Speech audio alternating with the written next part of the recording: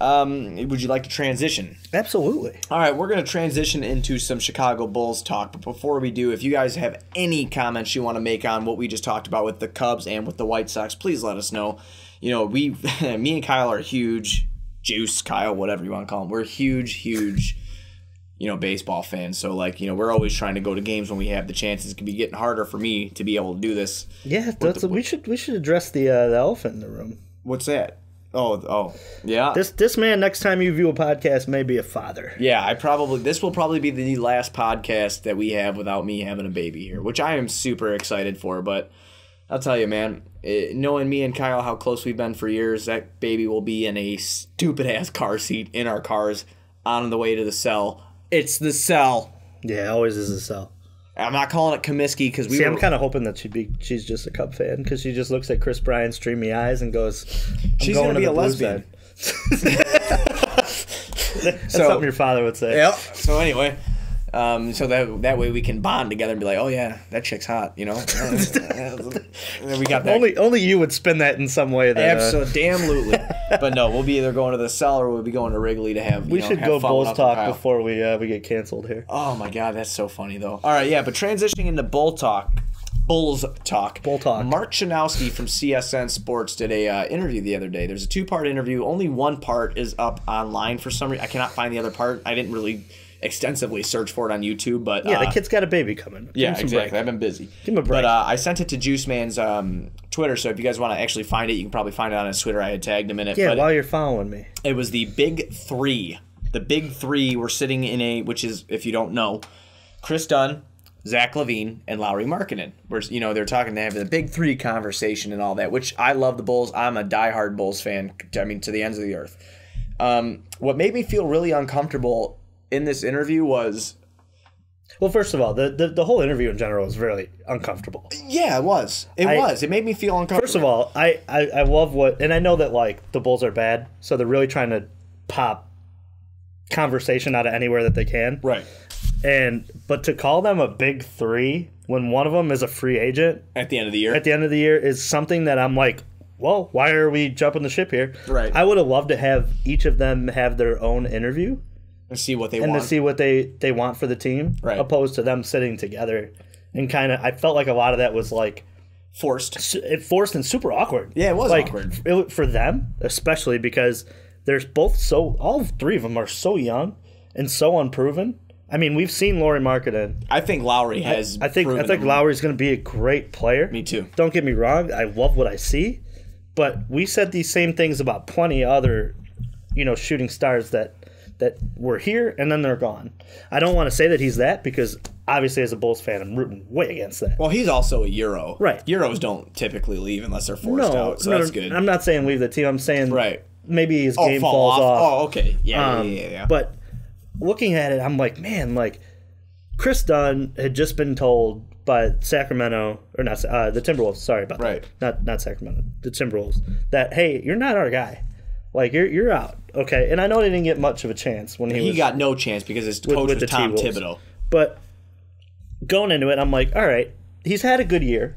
He's gotten hurt. He's been the electric guy but we don't know if Kris Dunn is a part of a Big Three. I mean, really, they with the way the tank's going, they could tank all the way down to 4 and get Porter Jr. and he's your big one. Yeah. I mean, you know what I mean? Right. To label this squad as their Big Three, and I know that like we said, they're really trying to pop a rabbit out of a hat with content. It's all called optimism. It's optimism from Chicago. But it's super high, way early optimism. Oh, yeah, man. It's far-fetched. Right. To the point where, really, when you look at it, the interview was so awkward. The titles of it were awkward. Everything about it was as I watched it, I'm like, this is way too early for conversations like this. Who's going to lead? Well, and to touch on it, we're going to touch on who's going to lead, which is you're going to dive real hard into that. Yeah. Who's to establish who's a leader yet? They're all really essentially in their rookie year. Right. So, besides LaVine.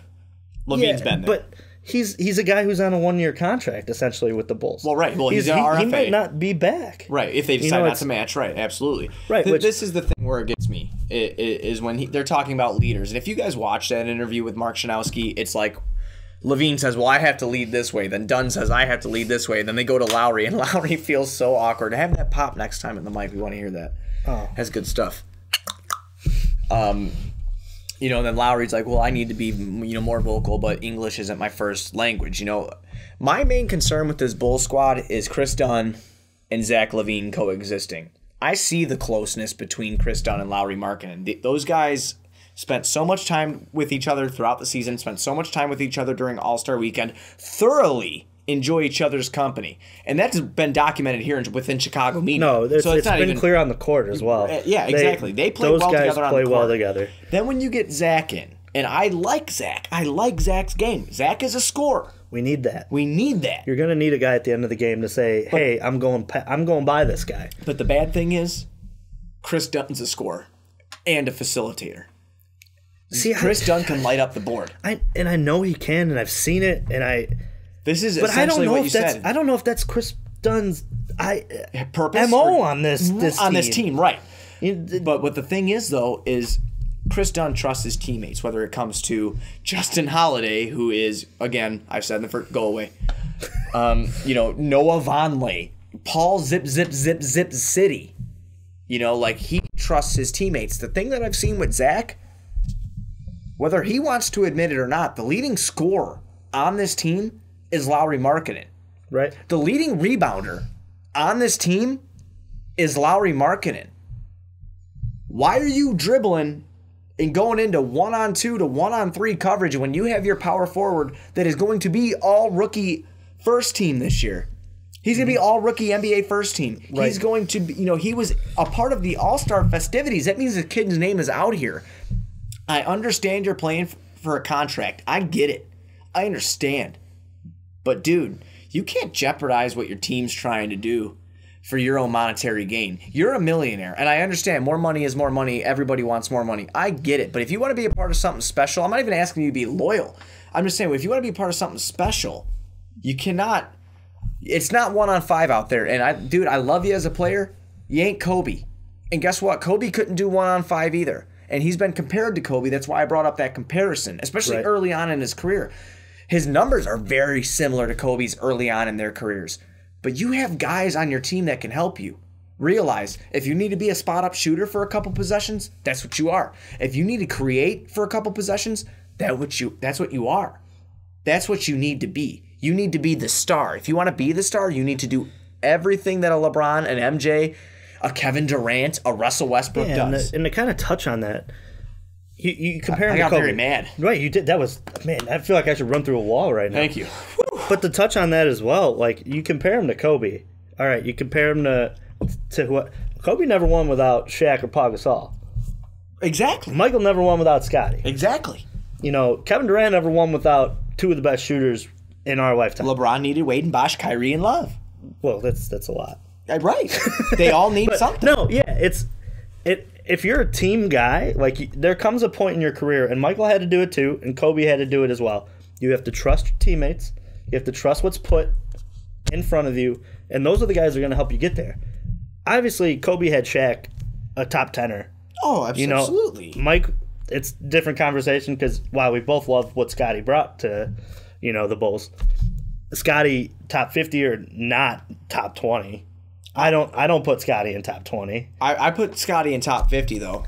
Oh, absolutely. No, so do I. I think Scottie, but not Scottie top 20. ain't top 20. No, I don't think Scottie's top 30 to be honest. I could probably name 30 players that in their career that maybe didn't win. We're going to have to do that. We'll dive into it one of these days and see where it lies. I'm curious to see where I put him. Right, but going into it, it's like, all right, Mike, you can say that. I'm not going to say that Mike won every championship by himself because that's not true. Because the Bulls were stacked up and down with role players too who knew their role, and obviously Mike is so super competitive that he didn't want to ever lose. Right. So he kind of willed his way, to a championship a lot of times. Right. But I going into it, you look at these guys, they're going to need help. And Zach, it comes a point in your career where you're going to have to realize this is the team. It's going to take a whole huge load off of me. And I'm still going to get paid like a superstar as long as we win. Right. Because obviously at the end of the game, I mean, I don't know how you feel about this. I want the ball in Zach LaVine's hands because he can create for other players and create for himself. I want the ball in... Are you talking about to end the game? 10 seconds left in the game, I want Zach LaVine. Okay. I do. I'm not... I don't. And I don't know if Lauri's going to be able to get that step-back Dirk-like jumper to be a part of his game fully. That's who I'm putting the ball. And that's something that, Lauri. like, if it ends up being, if he ends up getting that shot, I would love to see him at the end of the game in a post-up situation. But knowing what I know right now, Zach is going to get a shot for himself and take a shot. Yeah. And I'm at least going to get a good look because he can go by a lot of people. Well, the thing that annoys me most about Zach right now is the fact that he, the leader comments, man, that's just something I don't like. It's something I don't like. And the reason I don't like it is, man, you're coming off a torn ACL. Right. Like you haven't been here all season. Whether you've been with the team or you haven't been with the team, that's not what I'm talking about. What I'm talking about is you haven't been playing on the court the full season with the team. You have no right to say, I need to be a better leader out on the court because you know in your head, and if you're not smart enough to get it, man, I'm going to let you know. I'm a little older than you. I haven't been in the same profession of you, obviously, but you don't come in to a team mid-season and say, I need to be a better leader out on the court. You haven't been here enough. You're 22 years old, buddy. You got traded by one of your teams with a torn ACL, all right? And I like you. I think that you can be the truth. I think you can be very, very good for this team. I think you could be a building block for this team.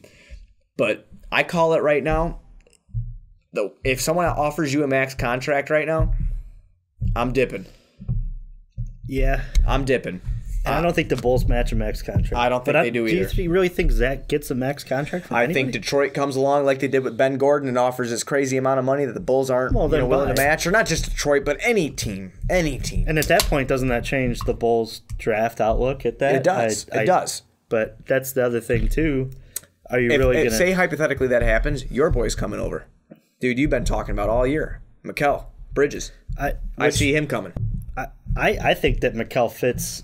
even with Zach, though. That's my... Well, right, me too. Mikel's a 6'7" guard/forward that... Right, but the game goes small anyway. Right, it goes small anyway, but Mikal Lauri at a 5 is going to be something that they're going to look Lauri at. at the 5. I don't either, but a shooting lineup like that is exactly what Golden State does, and that wins championships now. Well, if you ever do look, man, Golden State does have McGee in a lot at C and not at the end of the game, though. And Pachulia. At the end of the game, a lot. It's the small lineup, and that's what causes the mismatches that you see on the court. I think for me, and getting upset at Zach and stuff like that, it's just like I love Zach LaVine because he's here, he's a part of the team. He said all the right things so far for the most part. Calm down the leader stuff. There's no struggle. There should be no internal struggle, especially now. Like you guys are sub 30 games of 500. Who's leading that team right now? I mean, it's like how if you can lead from a bench, but really, how are you leading from a bench? These guys at the end of the year, they're trying to get the lowest pick that they can. They're trying to get down to the bottom in the cellar, and they're doing a decent job at it now. Now that they've shut a lot of people down, and they've got these injuries they can. Well, they're going to write them off for the tank and whatever. Right. But as of now, I felt like the timing of that interview was kind of unfortunate for them. Yeah, me too. I felt like it was just wrongly placed. I honestly, I would love to see that interview. CSN, I would honestly love to see that interview in the beginning of next season. I would have even better see it at the All-Star break. This year's All-Star break. Yeah, but Zach only had like 8-9 games under his belt. Right, and you get those 3 in there. Don't call it a big 3, and get those 3 in as the young core, and you ask these questions. Right. Because obviously Zach only being 8 games in, he doesn't feel entitled to say, this is my team. Right. You got Kris Dunn, who is coming back and getting back into his game and getting a chance to play, and Lauri, who's like, hey man, this is my first year, I'm trying to learn the league. Right. Those are how they answer those questions. One thing I want to ask you about Kris Dunn real quick, and you give me your honest to God opinion. You're an NBA freak just like I am. Right. Grew up playing basketball together. So Kris Dunn this year, You think he should win Most Improved Player?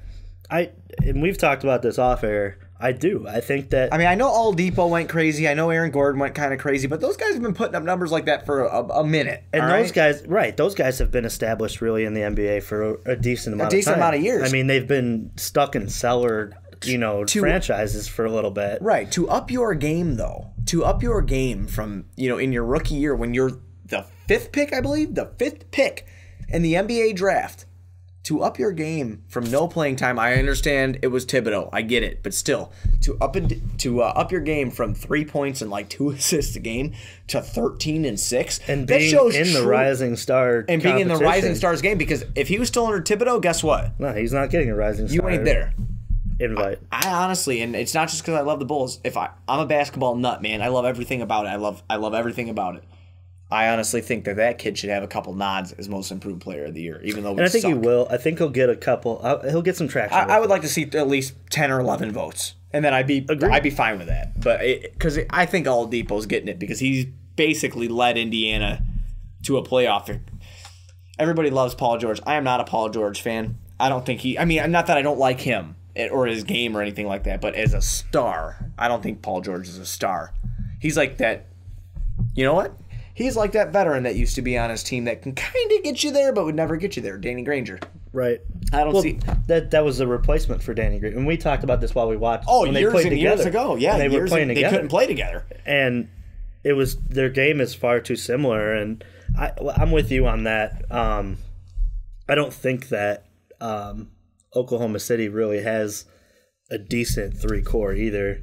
When you look at, I like Russ and I like Paul George. I like Russ and Melo, but Melo is done. Like his he's not the guy anymore. He is. It's like Wade. They almost throw him in the corner and say, "Hey man, shoot when if you get the ball, shoot it." Right. I mean, well, if you look at it, he's a lot like Wade. Yeah. There's only one freak left from the 2003 NBA draft, and I know you guys are going to be shocked by this. It's not Kirk Heinrich anymore. He's getting up there in age. It's LeBron. He's a freak, and he's going to continue to be a freak. That's what they call freaks of nature. Dwayne Wade, Carmelo Anthony, those guys they're winding down. Bosh has gone out the NBA. You know, I mean, unfortunate heart issue. Right, but I mean, even in Bosh's, I mean, before he got diagnosed with the blood clots and stuff like that, he was kicking some ass in Miami without LeBron and with Wade there. Right. But I mean, you could see in his game, he just didn't have that Chris Bosh you came to know and love in Toronto. Kind of hard when everybody kind of evacuates from that whole thing. Right, too, but he wasn't as explosive as he was before. Absolutely. Well, and that's a lot of the blood clot issue. That's keeping your energy up. I'm curious to see what he would be like if that would have never happened to him. Chris Bosh was a beast in Toronto. Dude, absolutely. Could you imagine? And I'm not an advocate for players staying loyal. I'm not. I wish selfishly for Chicago sports if we get a star for them to be loyal. Of course. That's fandom. That's fandom. I'm stupid, but I get why they leave. I understand it. Ben Gordon, I don't get that. Screw him. I swear on the podcast. Anyway. We're allowed for that. Oh, we are allowed for that. Okay. But anyway. We get one. Ricky told us we get one. We get one. So we can't say it. Okay, we can't say it again. All but right. Chris Bosh, if he would have stuck around Toronto with with Kyle Lowry? I don't know if they would have got Lowry, though, because remember Lowry came from, the Rockets and stuff like that. I don't know if they would have got Lowry, but if they did have DeRozan. Right. I wonder what that would have been like if they would have got a serviceable point guard and they would have been able to. We should dive into that one time and just kind of look. I know that's not us. I know we're Chicago-based, but teams still, that's interesting. Yeah, maybe a teams that could have been. Right. Yeah, absolutely. That'd be great. I mean, the Bulls have plenty of their what ifs going through our years. Oh, I'm telling you what, now. What if Michael wouldn't have left? What if they would have got Kirk Heinrich out? Oh my God. Here we go. That's a perfect That's usually when the thing point. ends. That's a perfect transition That's when we end basketball. I do want to plug something real quick. If you guys are ever thirsty, you should have a Smart Water. Because they taste like water and they're good. Pretty good. From the clouds. And then we are sipping on today, because we did this in the first podcast. We're just hanging out. We're going to keep going. Beer. We're going to keep going. But I'm having a Galaxy Hero. And this was actually my first ever. Well, we both had both of these, which was fantastic. Northwest Hero. Kyle says I've had one before. I don't remember. He doesn't remember it, though, which is normal. That's fine. But this is my favorite one, man. I used to be a huge anti-hero guy, but I love Galaxy Hero. But yeah, I went with the Denali Hero here for the second one. Denali Hero is good. It's a purple one. What was the other one for summer that The Sun Crusher. Yeah, the Sun Crusher. Coming back. Oh, I'm a ready fan for of that. some Sun Crusher. Yeah, absolutely. But that's a perfect transition point. We would like to have our first fake sponsor. This was a segment that Kyle and I had written down on a piece of paper before. It's called Human Dog Cages. If your spouse is out of line, put them in a cage. Shout out to our buddy Aaron. Oh, jeez. Oh, no. This